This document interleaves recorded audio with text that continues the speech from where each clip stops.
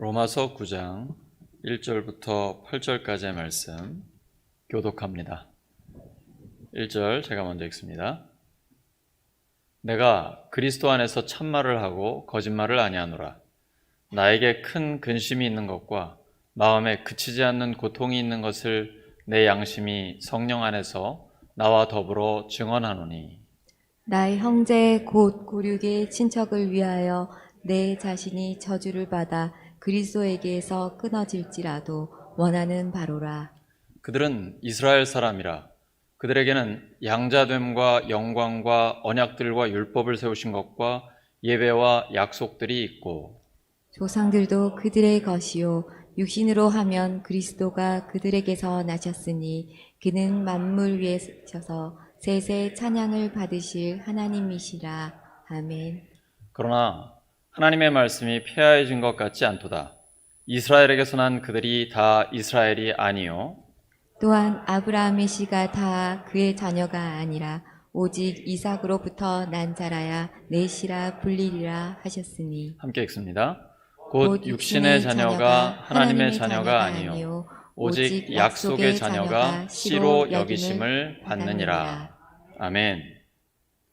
약속의 자녀, 약속의 자녀라는 제목으로 하나님의 말씀 전하겠습니다. 이제 4일 후면 8.15 광복절입니다. 우리 민족에게는 해방의 기쁨과 분단의 아픔이 함께 있습니다.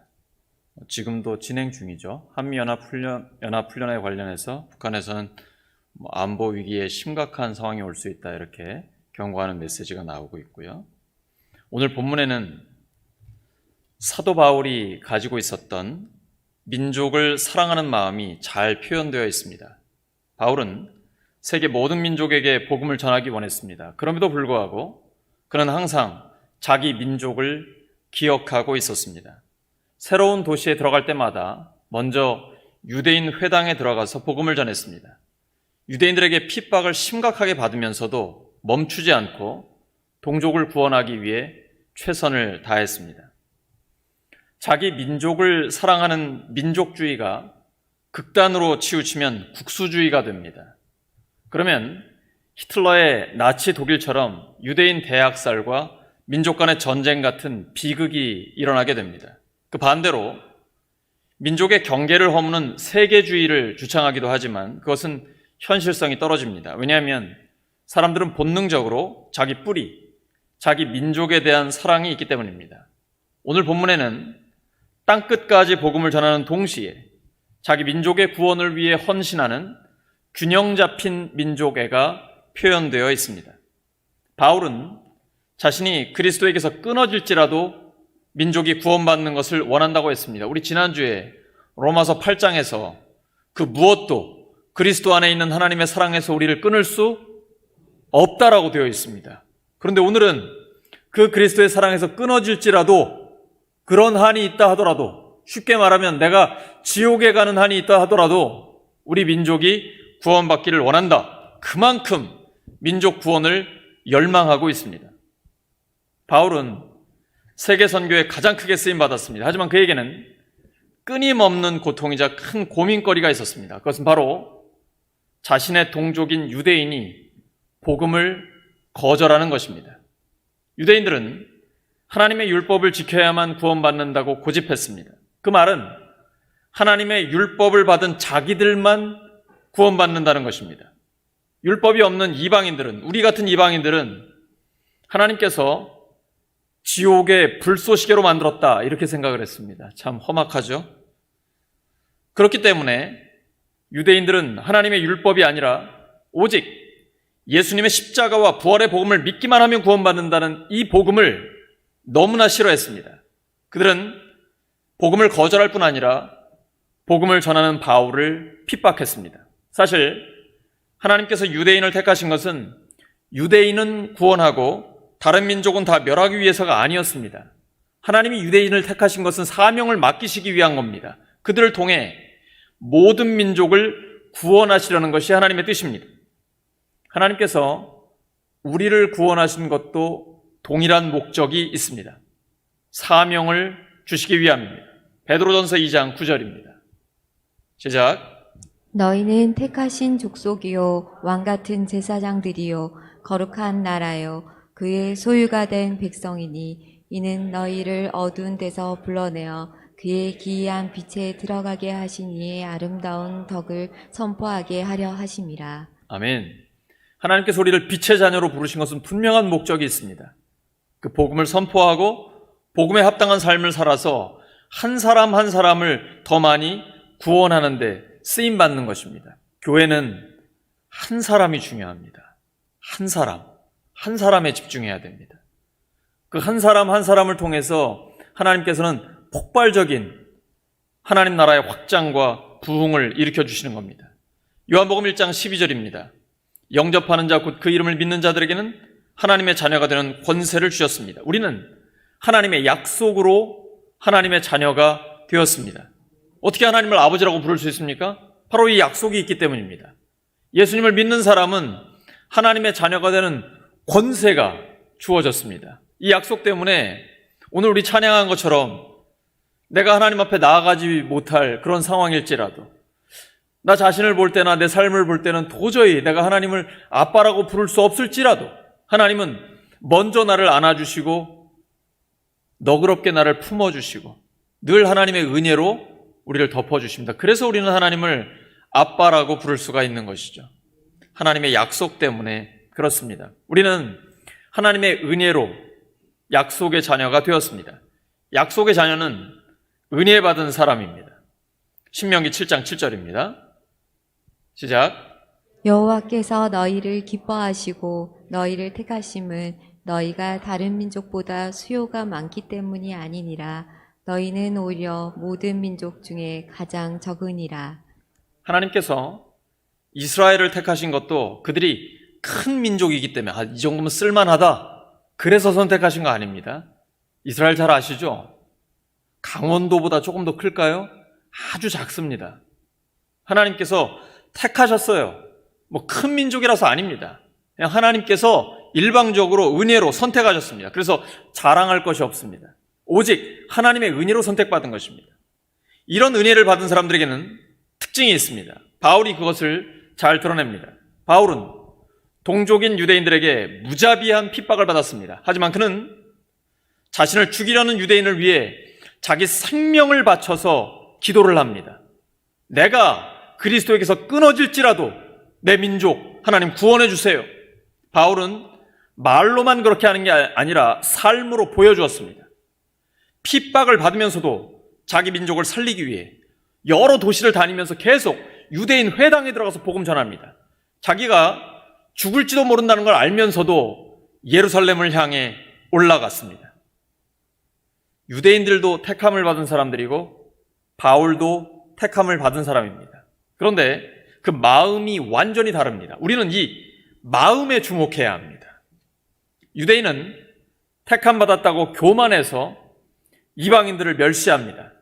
하지만 바울은 자기를 죽이려고 하는 유대인들을 위해 죽을 수도 있다는 마음으로 기도합니다. 바울의 마음이 은혜 받은 사람의 마음입니다. 이것이 예수님의 마음입니다. 예수님은 자신을 십자가에 못 박은 사람들을 위해서 용서해 주시라고 기도했습니다. 스데반 역시 돌에 맞아 죽으면서도 용서의 기도를 드렸습니다. 자기를 핍박하는 사람도 사랑하고 그를 위해 기도하는 것이 진정으로 택함 받은 사람의 마음입니다. 설교하는 제가 얼마나 이게 부담스러운지 모릅니다. 저도 이런 사람이 못 됩니다. 그러나 우리 모두에게 주시는 하나님의 마음입니다.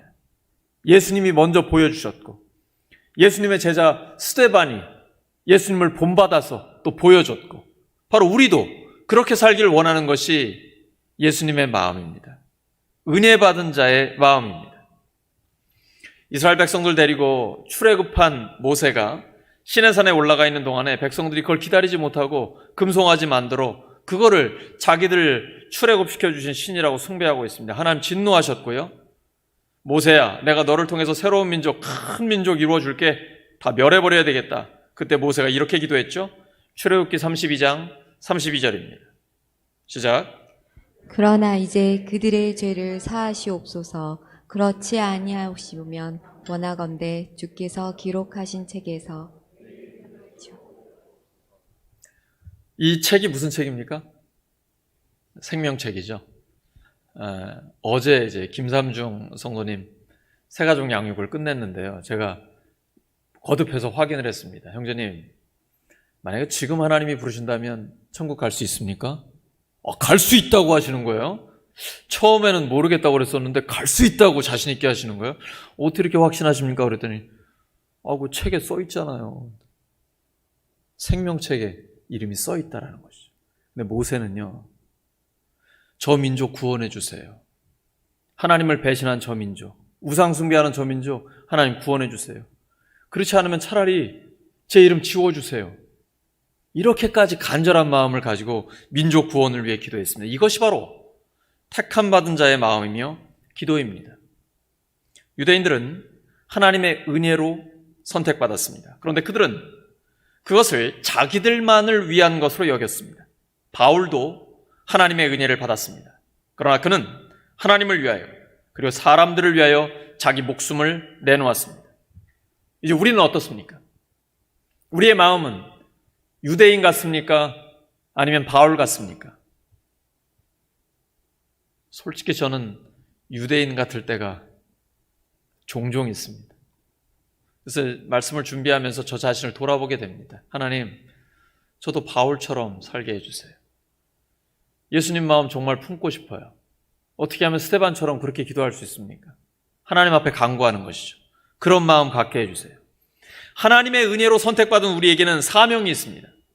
하나님의 은혜의 복음을 전하고 복음에 합당한 삶을 사는 것입니다. 퀴즈 하나 내겠습니다. 세상에는 없고 교회에만 있는 것이 있습니다. 뭘까요? 세상에는 없고 교회에만 있는 것이 있습니다.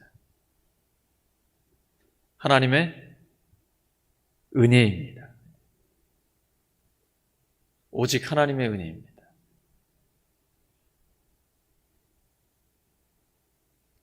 교회는 세상과 달라야 됩니다. 그러려면 딱 한 가지, 은혜에 집중해야 됩니다. 내가 하나님 은혜 받았잖아요. 그래서 나도 은혜로운 사람이 되기를 원합니다. 은혜 받은 사람에게는 사명이 있습니다. 하나님의 은혜의 복음을 전하는 것입니다. 그리고 은혜로운 사람이 되는 것입니다. 하나님의 은혜로 구원받은 약속의 자녀는 민족 의식도 뛰어넘습니다. 제가 유기성 목사님 책에서 읽은 이야기입니다. 한 일본 선교사가 울먹이면서 일본을 위해 기도해달라고 이렇게 호소했습니다. 우리도 지금 일본 선교하고 있고요. 또 우리 집사님 자녀 중에는 일본 선교사로 현재 가 있는 분들도 있습니다. 이렇게 호소했어요. 일본을 미워하시면 안 됩니다. 우리 지금 광복절 앞두고 있는데 일본을 사랑하며 기도해 주시기 바랍니다. 많은 한국 사람들이 후지산이 폭발하기를 바라는데 그런 생각하시면 안 됩니다. 이 일본에 얼마나 많은 영혼들이 있는지, 하나님께서 얼마나 일본을 위해 기도하게 하시는지 꼭 기억해 주십시오. 하나님의 은혜로 선택받은 사람은 나를 미워하는 사람, 나를 죽이려는 사람을 위해 기도가 나오고, 동족은 말할 것도 없고 우리 민족에게 큰 아픔을 준 다른 나라를 품고 기도하게 됩니다. 사실 우리 민족 역시 똑같은 사랑을 받았습니다.